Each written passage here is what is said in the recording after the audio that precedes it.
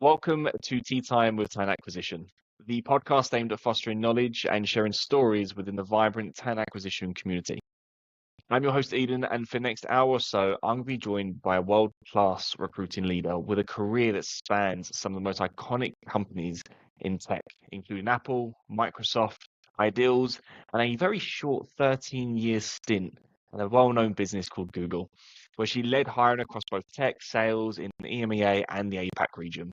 She built and rebuilt hiring engines at scale. She designed processes, workflows, operation models that support hypergrowth without, and this is the fundamental part, without compromising quality. More recently, she's been partnering with scale-ups as an interim TA leader, executive search specialist, and sprint facilitator, helping companies understand what it really takes to scale with discipline, clarity, and ultimately talent excellence.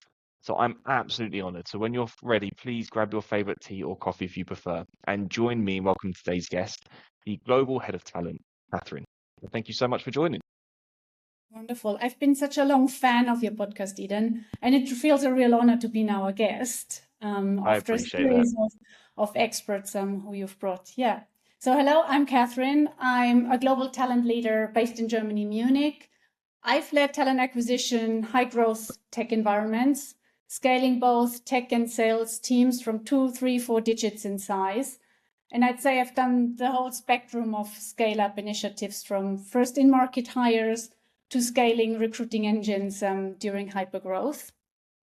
And if I would have to boil it down to like, what's the one theme that every scale-up hypergrowth initiative has had in common is that talent acquisition and scaling the engine is hard, but upholding the bar, the talent bar, is even harder, especially if you're expanding into new geographies, if you're building specialist teams and growing super fast.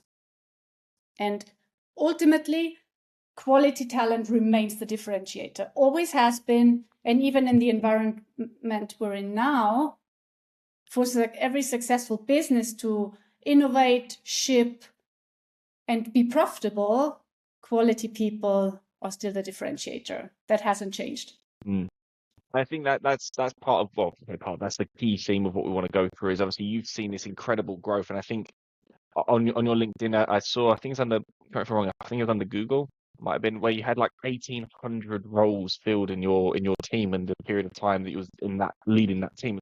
That's incredibly large growth, right? And when I talk about scale ups, a lot of the teams I support in Germany will be hiring 30 to 50, 100 over a course of a year, right? And that's their scale up. So you're talking like super hyper growth, and it needs to be consistent. So there's a lot that needs to get done before we just go, right, we're going to open up 1,800 jobs, let's get cracking. So when a company says go for it, we're scaling, we're going to go, as you mentioned, new roles, new countries, new regions, markets, whatever, right? It's going to overwhelm a lot of people, right? So from your experience, what is the absolute non-negotiable ingredients that every TA functional team need to have in place in order to hit go correctly? Yeah. I think before you start sprinting or running, like the one foundation you need to have is a structured hiring process. Structured hiring is everything. So if you don't have scorecards in place, like your question libraries or even light competency frameworks, don't start running. I would always recommend slow down, build those foundations first, and then think about sprinting. Especially if upholding quality is really important, you need to invest in some standards, and structured hiring processes are non-negotiable. Yeah. Do you have those types of scorecards and rubrics and whatever you want to call them internally, right? Do you have them, everything that you want to hire for mapped out beautifully in a nice ecosystem, or is it just what's coming up and you kind of need to be a bit scrumpy around it? I think you need to be able to be super agile, iterate as you go, make them better. But I think you need to have a foundation in place, at least a go-to library, a mechanism, a standard that is agreed upon with everyone, ideally at the company-wide level. And then you can build and shape and fine-tune as you go. But I think the more enablement and brilliant basics you have in place for a truly structured hiring process, the more you're equipped. I think the faster you can sprint and also uphold and endure the marathon. So yeah, I don't think that a rigid process needs to be in place for everything, but some standards and guiding principles are really important if you want to run fast, scale the engine, and uphold quality. Who would you say is probably responsible for initiating and driving that type of project? The enablement bit and building the infrastructure, that 100% lies within the talent acquisition function. I think if you're the first founding recruiter in a startup or the talent leader in an enterprise company, I think that accountability truly lies with us. I'm a big believer that talent acquisition and the future of talent as well is driven by us taking ownership of quality of hire and long-term impact. And I think setting the infrastructure and the standards for the hiring process, an unbiased as possible decision-making process, that is really on us. I think I can obviously see the importance of having that structure there. Does it differ with locations, for example? Right. So what you might set as a bar or a standard in New York, would that be the same standard that you have set in Barcelona, for example? In terms of the process, I think the talent bar needs to be the same. In terms of the talent bar, yeah. Yeah, the bar absolutely needs to be the same. I think where you need to account for is cultural nuances or market-specific mechanisms that might not fly in a specific country due to culture, context, maturity levels. But I think if you as a business even achieve to have a hiring philosophy and some guiding principles that apply across the board globally for every product area, then you're already one step ahead and you can make really quality hiring a company-wide responsibility. So yeah, it does really pay out if you slow down at the start, get brilliant basics in place that are agreed upon and lived by everyone, and then you can iterate fast and improve as you go. I think that agreement part is probably the bit that probably takes longer than even creating the structure in the first place, because hiring manager A just wants to get it done yesterday, and hiring manager B wants to have the process in place. And you use the phrase business enablement. So this kind of leads into that, I guess, from kind of what we spoke about the other day. For anyone who doesn't know what the phrase business enablement is, just explain that first of all. Business enablement. I mean, to me, almost it consists of different components. As a TA leader, having led talent acquisition teams of all sizes from 5 to 50 plus, I think it's a mix of a few elements. Number one, training. Number two, probably education. And number three, empowerment. And I think the future of talent acquisition also has the rec ops and enablement sub-function as a very important component. I think it's really the operational backbone and the intelligence of every recruiting function. And then ultimately, delivering the business enablement should not be an afterthought, especially when you're hiring and when bringing in quality talent is an imperative. So very often, like when you scale hiring, you increase the number of interviews, the number of new interviewers as well, really rapidly.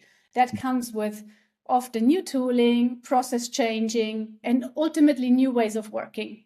So if you want the quality standards that you're setting, if you want them to stick, that successful adoption really hinges on the level of business enablement that you provide as a talent or as a people function. And what I mean with that is any tool, any structured process, any hiring philosophy you have, it actually must bring some tangible results immediately for the end user. And I think that's what business enablement is. Equipping your interviewers, equipping your hiring managers, equipping the whole company with tools, with infrastructure, as well as with a spirit and empowerment. So there's a collective responsibility and pride being built up to take ownership for bringing excellent people into the business. Yes, that's driven by, if we're bringing in a tool, bringing in a process as a talent team, we should be the drivers of that enablement. We should be the ones fighting the good fight, front and center, saying this is what we're doing and why we're doing it, right? Yeah, I think so. And I think that's very often where we don't take enough time at the start to think, okay, how do we position the why, the benefit of a process or a new tool or of doing things differently. Like, give an example, like you want to enforce a 24-hour SLA on scorecard submission. Like, really think about what's the benefit to the business in terms of business value, like the reduced time in stage, yes, but you're reducing bias, you actually hit desired start dates, you ship product in time. Like, it requires a well-rounded narrative. And I think that's also part of business enablement, being able to get the buy-in, being super clear on the ROI and how it makes their life easier. I guess it's just reframing what you would normally say just in a way that is going to appeal and land better with that stakeholder. And if I link back to what our job as recruiters ultimately are, it's sales, really. It's just switching how you are selling back to the person, say, look, this is the reason behind it. Did you believe in hard stops, in the sense if someone isn't following the process that the talent team have created, that you kind of like, there's repercussions, so to speak? Depends if they're a repeat offender or if they're a newbie. I genuinely believe, like for every change management process, right? The success often hinges on the adoption level, the level of clarity and communication you provide to get buy-in for it. Like, are you able to actually see tangible ROI quickly? And if you have, let's say, interviewers, business stakeholders not adhering to something that you believe in, is structured, is excellent, and should be done, then I think you need to go back and like try again, rethink how you can gain that buy-in, like really walking in their shoes, wearing their hat, trying to understand their pain first, and then try to bring influencing and persuasion methods that make it stick. So I think I wouldn't give up too easily. But I've actually seen also really effective ways of portraying business participation metrics to actually give business leaders or a CEO a scorecard that clearly shows, here is how your business leaders are showing up in terms of scorecard submission, interview availability, interview cancellations. And that actually can help you in aggregate to firstly reward the role models, and then as well focus on those low-performing areas or problem areas that require improvement. I like that as well, because I do find that middle management and upper management is somewhat very difficult to see some of the results they're doing in other areas that aren't directly related to their team, especially if they have like a performance bonus attributed to their role. You know, great, your team's performing and it looks fantastic on from a team perspective. But if you're dropping, so to speak, in other areas of the business, then that should also be highlighted, and that could then impact, obviously, negatively on a bonus if that's what you're going after. And sorry if someone's bonuses now gets affected because of it, but I do think it's important. That can help. You know, you look at not just the team performance, but you look at the personal performance across our entire business. We've got business enablement, we've got kind of understanding the core basics. Do you think there's trade-offs in anything, right? What I mean by that is you've gone from, well, we've created a process, we've done as much adoption as we can. We're looking at different geographies, we're looking at different markets, we're looking at different roles. Is this a one-size-fits-all to everything, or is there going to be trade-offs in your bar, your quality? Because I know you mentioned, obviously, New York to Barcelona should be the same, but say you go down a period of time and it's not the same, and how do we kind of pivot away from that, or do we stick to our guns? No, this is the bar we've set. We will get that bar, even if it takes 6 more months, so to speak. I think you mentioned a really interesting friction point, like you call it a trade-off. And I think that's ultimately where a talent leader or a people leader needs to go back to when they build, let's say, a hiring plan or a workforce plan, to have those trade-off conversations early in terms of either speed or cost or risk or quality. When and where, at what point are we willing to make trade-offs? And that's a very important bit as well, almost like some checks and balances you need to have in place and be super clear about before you start sprinting, right? Before you put and hit the foot on the gas pedal and you ramp up speed and volume in hiring, you need to get super clear about what are the priorities, like having a role prioritization framework in place. So let's say when crap hits the fan, that you know where to reallocate precious TA resources and business resources to, that the most critical roles will be filled. So I'd say it requires a continuous dialogue, like revisiting process, firstly having a hiring plan, or at least having priorities agreed upon, at least for the quarter, with the most senior business leaders. And from there, you can then discuss blockers to also ensure that small blockers and bottlenecks don't turn into wildfires over time. And I think part of that conversation then can be, well, do we compromise on certain skills, desired capabilities or profiles because talent market supply or our data says it's not possible in a given market, or are we being creative? So I think that's where a really good TA leader actually can come in with data and show, here are the trade-offs. If we do A, B, and C, where are we compromising? Is it the speed? Is it a location? Is it potentially quality in the sense of trade-off in certain capabilities? And I think that really requires a step beforehand, that you're really ingrained in workforce planning. So as a TA leader, that you're leaning into the hiring plan design and the role prioritization. Because once you're equipped with that knowledge of what is super business critical, that gives you so much more context to steer those conversations and bring the right people in. Yeah. To be fair, I add it from a individual contributor perspective, which is what I'm mostly obviously doing now. I do that, but from a role, a single role. So instead of looking at the grander picture, what needs to be done that quarter, those are the questions I'll ask the hiring team. But if they say, because usually if it lands on my desk, it needs to be filled yesterday, usually the case. We don't always like it to be that way, but it is. But I'll ask them, what's the trade-offs in the search going to be? This is the ideal. We want to run that. But I don't want to keep coming back to you and saying, hey, I can't find this. Let me, what can we change? So I'll try and get as many to the point where they say, this is the absolute minimum we need. And we'll run it in sprints. And then, we run the sprint, we give them the profiles. Okay, we run the process, or we give the data if we can't find people. And then I can just start the next search without them having to say, try this, try that.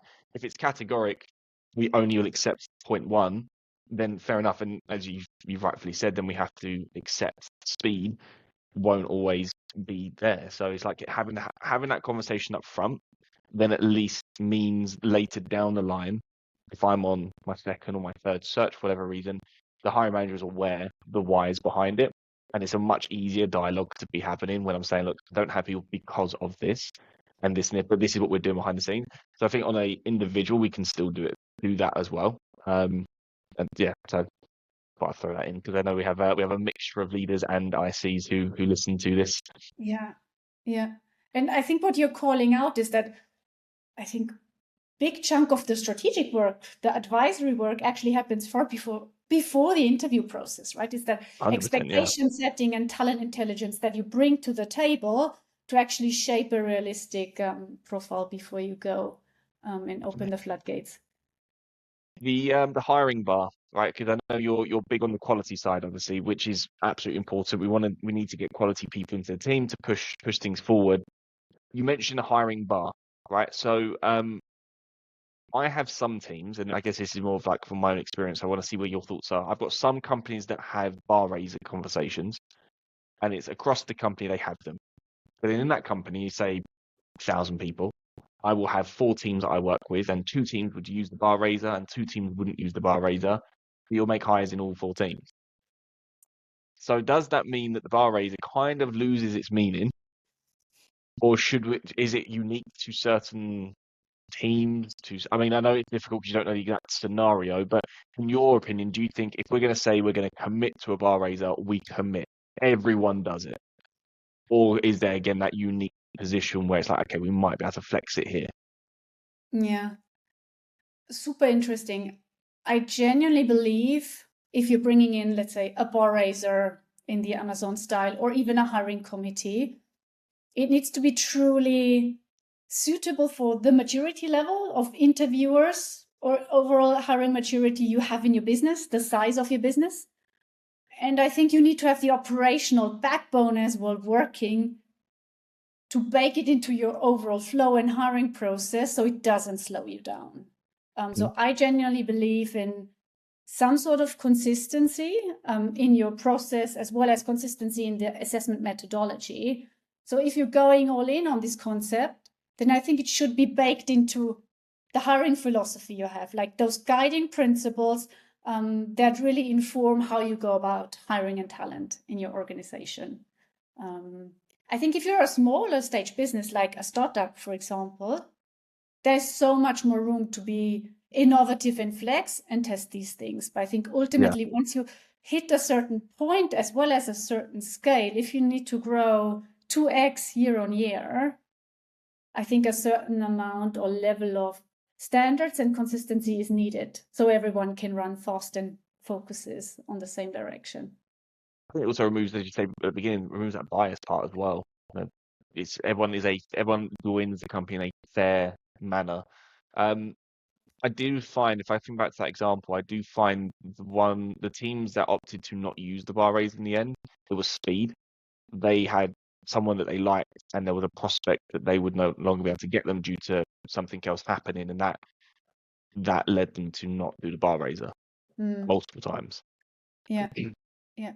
So most of the businesses I worked in did either have a hiring committee or a bar raiser type of concept, but you really need to get the business engagement and the enablement bit right. And you need to have the operational infrastructure as well so it does not slow you down. So the quality element in your hiring process needs to almost be stronger than the speed when it comes to having that additional layer or step. Because you could have a live hiring committee, an offline hiring committee, right? An additional interview done by a neutral bar raiser. There's all sorts of constellations. Ultimately, it's about making sure it fits your growth stage and your context. So copying the playbook of Amazon might not get you to the desired outcome. Not when you're a small team, at least, anyways. Yeah. Where do you sit in the conversation of talent density?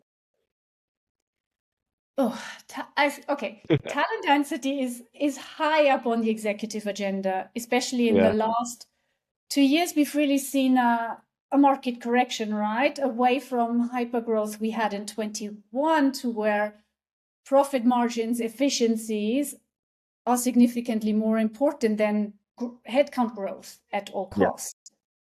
In my point of view, talent density is more than just concentration of strong performers. Ultimately, it's a modern philosophy that describes excellence across a couple of pillars in the people spectrum. And I mean excellence in hiring, in talent management, in pay, in leadership, and feedback culture. So within the outcome being that the value of your organization and the capabilities, the skills per capita you have goes up. So it's an ecosystem. And I think it's the execution layer of talent density where most fall short. Do you think there's anything that we can do to help bring that forward, right? Because I think if I think back to some of the teams I do a lot of early stage hiring these days, and I've been fortunate to work with a lot of YC-backed teams, right? And it's brilliant, but they all have the same talent density thought process. And it's like trying to shape them away from what YC are teaching them. It's like there are brilliant engineers and even founders at YC that didn't necessarily have the curve, or they didn't necessarily go to Cambridge or Oxford or Harvard or whatever. And it's trying to explain to them, you don't all come from the same world, yet you're now trying to find these people from that world. The logic isn't making sense, right? So it takes a long time for me to try and teach them other ways, because sometimes they are so stuck in it, which is fine. But from your perspective, is there any mechanisms or any kind of thoughts that you could share around kind of building a more talent dense team in all these elements without just focusing on just finding people from Fang, for example? Yeah. So number one thing, don't try to force a Netflix or Revolut playbook on your business, no matter how big you are. And I think some really practical steps where you can start is actually making sure hiring is a strategic investment. So that when you're recruiting, that every additional new hire you bring in adds significant new value, new capabilities to the team. It's not just a butts in seat game. And let's go back to like when you're getting a role request from a hiring manager, making it really practical now, challenge them to really define before you release the role or allocate even capacity, define what business impact looks like in terms of real outcomes, KPI, what good looks like, specific skills, competencies, and only release the role once a leader has clarity on how that position, how that skill set and profile will add incremental, significant new value or something new to the team. I think that's where we can actually bring talent advisory capabilities as well very early in challenging, well, should we hire at all, or is there actually internal talent that can be upskilled, repurposed, or do we need to rethink how potentially technology can help as well?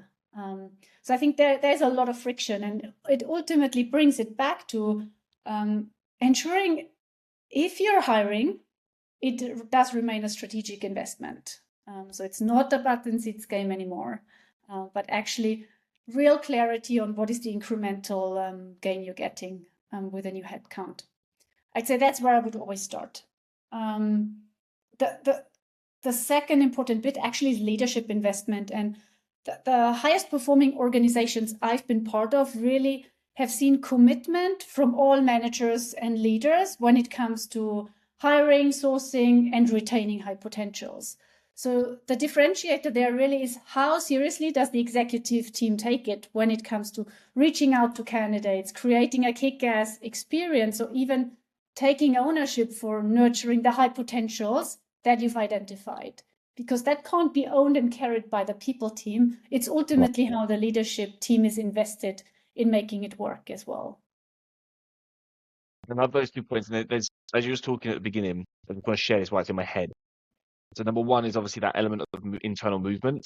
I've seen a big spike in that, which is great. And then a team, ironically, my wife works there. So a company called BPP, Jen Holm, she is the head of TA there. She had been a guest on our podcast. So if someone's listening now and is thinking, oh, I recognize that, go back January 2025, you'll find it. I do really recommend you ping her a message if internal movement is a topic of interest, just because like their team is brilliant. They do it so well, and they have a lot of internal movement in their business. And like I've never seen a team do it as well as them yet. So that's number one. Number two, in regards to kind of creating that environment itself, when you're saying about obviously you need to have all the leaders driving it, having this kick-ass process and things like that. Linking back to what you said at the beginning, obviously the TA team is responsible for creating a lot of this initial movement. Or do we need to kind of like partner with leaders, senior leaders outside of TA to kind of create this big movement together? Because again, I'm sitting there thinking, back to experience, I've got a lot of founders who understand we need to hire, but to them it is just a numbers game in some regard. We've got funding, we need to hit this number because we're back behind here, but it's just go, go, go, go, go. They're not really practically thinking about it. So I'm trying to put myself in the situation of someone who's in like a mid-sized scale up, which is again a lot of our listeners, where maybe they're coming up against rebuttals from upper management around hiring. You know, they're probably doing what you're doing, trying to kick back, but upper management going, no, just hire. What can we do in that scenario? I think it's a friction that every talent leader faces to some degree, day in and day out. I think my first step always is going back to and really articulating like the business value of high quality people you bring in, right? Like really speaking in their terms.